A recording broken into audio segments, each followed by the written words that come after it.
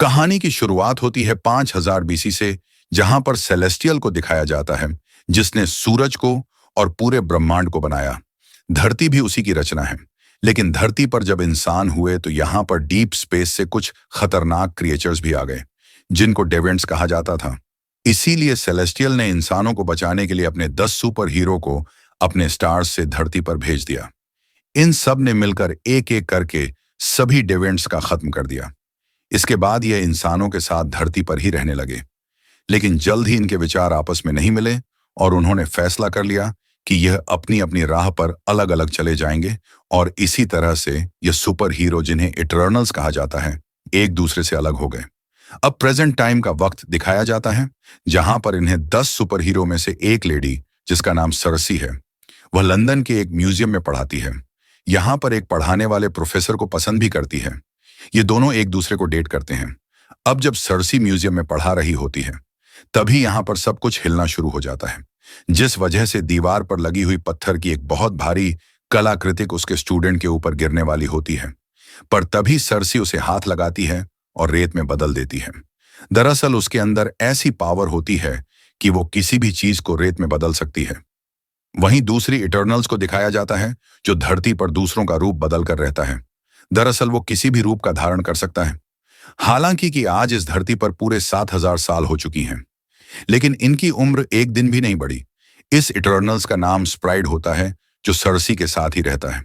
अब एक दिन सर्सी के बॉयफ्रेंड, जो उसी के साथ उसी म्यूजियम में काम करता है, उसका बर्थडे होता है, और जब ये बर्थडे से वापस आ रहे होते हैं, तभी एक डेविएंट आता है और इनके ऊपर हमला कर देता है। स्प्राइट सर्सी और सर्सी का बॉयफ्रेंड उसका सामना करने की कोशिश करते हैं, लेकिन वह बहुत शक्तिशाली होता है।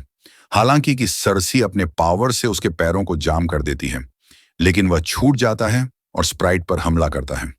पर इससे पहले कि वह स्प्राइट को नुकसान पहुंचाता, यहां पर एक और इटर्नल्स आ जाता है, जिसका नाम एक्रिस होता है। और एक्रिस, जो कि बहुत शक्तिशाली होता है, वो अपने पावर से उस डेविएंट को घायल कर देता है। लेकिन ये तीनों के तीनों देखकर हैरान हो जाते हैं कि वो डेविएंट अपने आप को ठीक कर सकता है, यानी कि हील कर सकता है। आज से पहले किसी भी डेविएंट के अंदर ऐसी पावर नहीं थी। अब डेविएंट यहां से भाग जाता है। एक्रिस दरअसल वो इटर्नल है जिससे आज से 5000 साल पहले सर्सी से शादी की थी, पर किसी वजह से 2000 साल पहले वह धरती को छोड़कर चला गया था। उसके जाने के बाद सर्सी अकेली हो गई थी। इसीलिए वह अपने साथ काम करने वाले प्रोफेसर को डेट कर रही होती है। पर यहां पर सर्सी को समझ आ चुका है कि डेविएंट्स वापस आ चुके हैं, इसलिए वह प्रोफेसर को कहती है कि मुझे अब जाना होगा। लेकिन अब वह समझ चुका है कि यह सब सुपर हीरो हैं। वो उससे पूछता है कि धरती पर जब इतना बुरा वक्त आया, इतना संकट आया, तो तुमने उस वक्त मदद क्यों नहीं की? सर्सी उसे बताती है कि हम अर्थ के पर्सनल मामलों को इंटरफेयर नहीं कर सकते। हम यहाँ पर सिर्फ डेविएंट को मारने के लिए और धरती पर टेक्नोलॉजी बढ़ाने के लिए आए हैं। इसके बाद वो अपने दोनों साथियों के साथ गाड़ी से यहाँ से निकल जाती है। ये अपने लीडर एजेक्ट के पास जाती है, पर जब यह उस जगह पर पहुंचते हैं तो देखते हैं कि एजेक्ट की मृत्यु हो चुकी है। ये समझ जाते हैं कि यह क्रिएचर्स ने, जिस डेवियन ने इनके ऊपर हमला किया था, उसी ने इजेक्ट को मारा है। और इजेक्ट के अंदर ऐसी शक्तियां थीं कि वह अपने जख्मों को भर सकती थी, यानी कि वह किसी भी घाव को हील कर सकती थी। और अब यह शक्ति डेवियन के अंदर है, यानी कि उस डेवियंस ने एजेक्ट के सारी पावर को अपने अंदर ऑब्जर्व कर लिया है। तभी एजेक्ट की बॉडी से एक रोशनी निकलती है और सर्सी के बॉडी के अंदर चली जाती है, जो इस बात का प्रतीक होता है कि एजेक्ट ने अब अगला लीडर सर्सी को चुन लिया है। ये समझ चुके हैं कि जो डेवियंस इस बार लौट कर आए हैं वह बहुत ही खतरनाक हैं। उनके अंदर बहुत ज्यादा शक्ति है। इसीलिए फैसला करते हैं कि यह सभी इटर्नल्स को इकट्ठा करेंगे। यह एक एक करके इटर्नल्स के पास जाते हैं, जो धरती पर आम इंसानों की तरह रहते हैं। हालांकि कि कोई भी वापस आने में मना नहीं करता, लेकिन जब सब अजैक की मौत की बात सुनते हैं तो यह सब के सब इकट्ठा हो जाते हैं। अब सर्सी फैसला करती है कि वो इर्शम के पास जाएगी। इर्शम वो है जिसने इन सबको बनाया है, और वो अपने शक्ति से इर्शम के पास जाती है। और अब इर्शम सर्सी को धरती के इंसानों के सच्चाई के बारे में बताती है। वो कहता है कि हमारे धरती के कोख में एक सेलेस्टियल का बीज बोया है, जिसे पूरी तरह से ग्रो होने में 7000 साल लगते हैं। जिस तरह से पेड़ पौधे अपने जीवन के लिए, एनर्जी के लिए सूरज के इस्तेमाल करते हैं, उसी तरह सेलेस्टियल को एलेजियम इंसानों से जीवन मिलती है।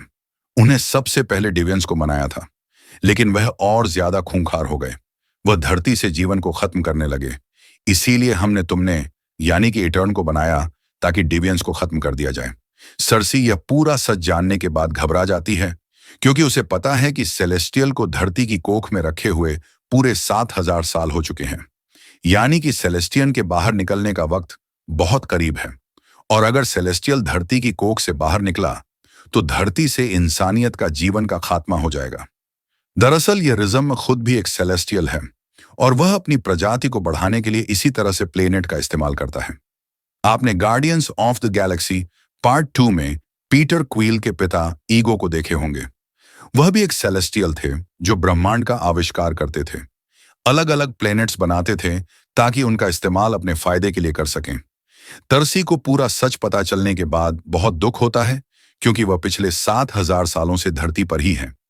वह इंसानों से कनेक्टेड है और वह यह नहीं चाहती कि इंसानों का खात्मा हो।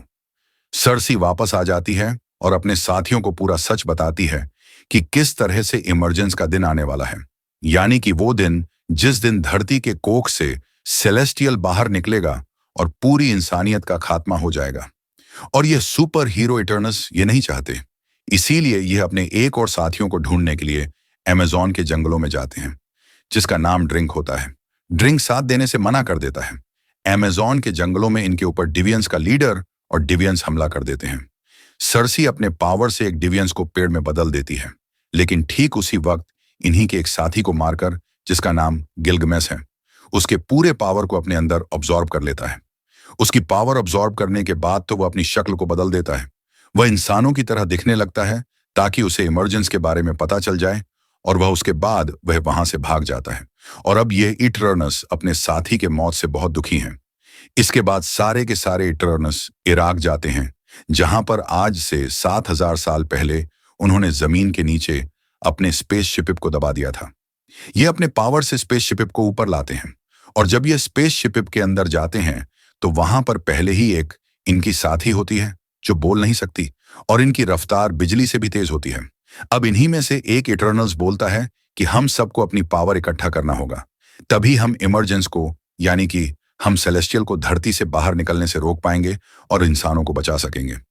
वो अपनी इंजीनियरिंग से सबको एक ब्रेसलेट दिखाता है जिसका नाम होता है यून माइंड।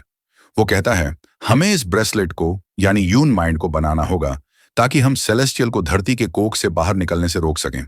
लेकिन तभी इसका एक साथी जिसका नाम क्रिस है, उसने आज से 5,000 साल पहले सरसी से शादी की थी और 2,000 साल पहले धरती को छोड़कर चला गया था। वो इनका साथ देने से मना कर देता है। वो कहता है कि मैं एरशम के खिलाफ नहीं जा सकता, वो हमारा क्रिएटर है, उसी ने हमें बनाया है। और इसके बाद ही क्रिस सबको पूरा सच बताता है। वो कहता है कि हमारा लीडर इजेक्ट ने मुझे इमरजेंस के बारे में आज से कई साल पहले बताया था। इसके बाद मैं चला गया और आज से 6 दिन पहले जब मैं वापस लौट कर आया तो उसने मुझे फिर से इमरजेंस के बारे में कहा।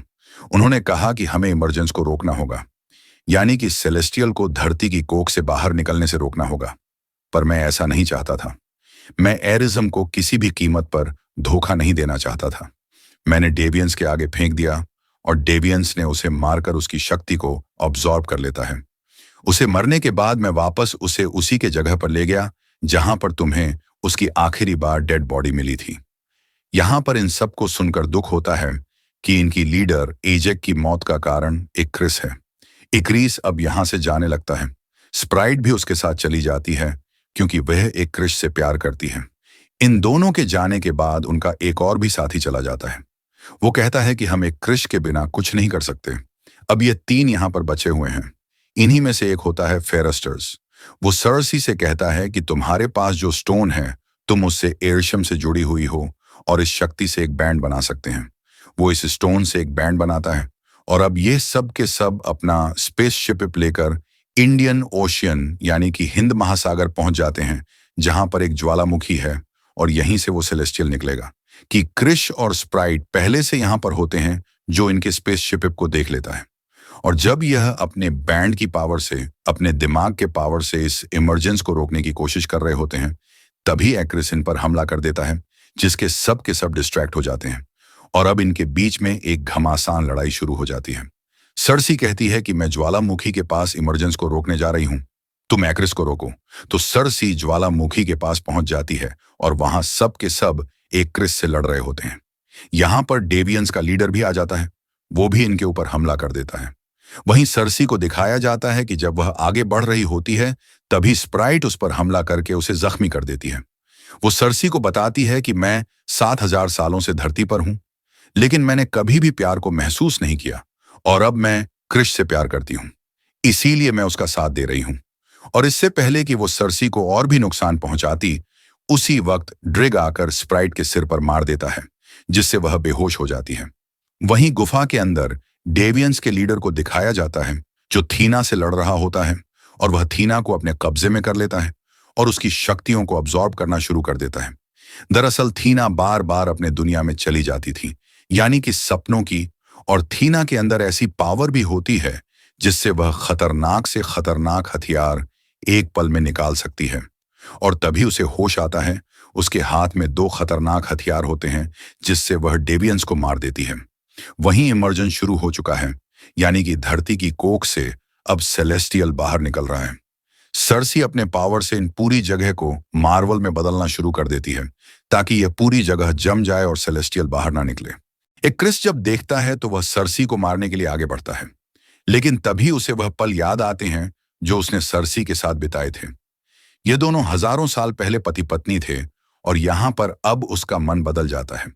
उसे एहसास होता है कि वो गलत साइड था, इसीलिए वो और स्प्राइट भी बाकी इटर्नल्स के साथ मिल जाते हैं, जिससे सरसी की माइंड की पावर और भी बढ़ जाती है और वो इस पूरी जगह को मार्वल में बदल देती है, जिससे सेलेस्टियल पूरी तरह से बाहर नहीं आता है।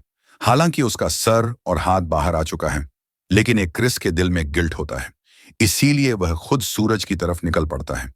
वहीं स्प्राइट सरसी से कहती है कि वह अब एक ह्यूमन में बदलना चाहती है।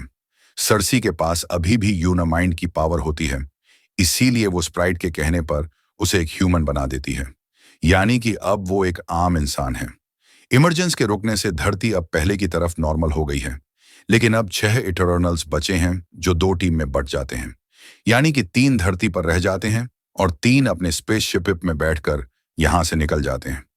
अब जो 3 धरती पर बचे होते हैं उसमें एक होती है सरसी, दूसरा किंगो और तीसरा फास्टोस। और तभी आसमान से एक शक्ति इन तीनों को खींच लेती है और ये होता है एरिसम, जिसे इन्हें बनाया है, यानी कि जिसने इन्हें धरती पर भेजा था। इन तीनों को कहता है कि तुमने इमरजेंस को रोका है, तुमने एक सेलेस्टियल को मारा है, इसकी सजा तुम्हें मिलेगी, जिसके लिए मैं तुम्हारे यादों को चेक करूंगा। और अगर मुझे तुम्हारी यादों से ऐसा लगा कि इंसानों को धरती पर रहने का हक है, इन्हें जीना चाहिए, तो मैं इन्हें छोड़ दूंगा। और इसके बाद वह इन तीनों को अपने साथ सिमिलरिटी में ले जाता है। इस फिल्म के मिड क्रेडिट सीन में दिखाया जाता है बाकी 3 इटर्नल्स को जो स्पेसशिप में साथ अपने लेकर चले गए थे। उनके सामने 2 लोग आते हैं जिनका नाम होता है पीपट्रोल, और यह इरोस के असिस्टेंट्स होते हैं। दरअसल इरोस थनोस का भाई है और यहाँ पर इरोस भी आ जाता है जो इनकी मदद करना चाहता है। मूवी के लास्ट सीन में हमें दिखाया जाता है जो प्रोफेसर था और वो उसी म्यूजियम में सरसी के साथ काम करता था और सरसी को डेट भी कर रहा था, जिसका नाम होता है डैन विटमैन। यह एक बॉक्स को खोलता है जिसके अंदर एक इबोनी ब्लेड होती है, यानी कि एक तलवार जो उसे पुकार रही होती है। और तभी डैन के पीछे से एक इंडिविजुअल शख्स की आवाज आती है। वो डैन को कहती है, are you ready for that? और इसी के साथ ये मूवी यहीं पर एंड हो जाती है। सो फ्रेंड्स, और नया वीडियो के लिए मेरे चैनल को लाइक और सब्सक्राइब करें